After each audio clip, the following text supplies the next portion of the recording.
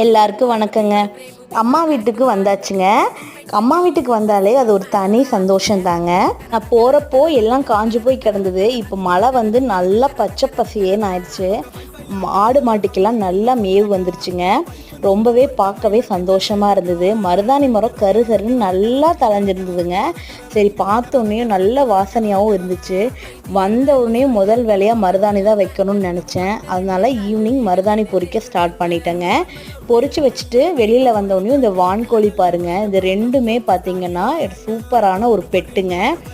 வான்கோழி வந்து பார்த்திங்கன்னா நாய்க்குட்டி மாதிரி நம்ம கூடவே பின்னாடியே சுற்றும்.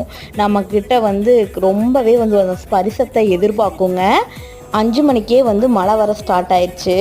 ஆடு மாடு எல்லாமே அது பட்டியில் சாலையில எல்லாம் ஓட்டிட்டு மருதாணி வைக்கணுங்கிறதுக்காக நேரமே சமைச்சிட்டு சாப்பிட்டுட்டு அப்புறம் வந்து மருதாணி வைக்க வந்து நாங்கள் ஸ்டார்ட் பண்ணிட்டோம்.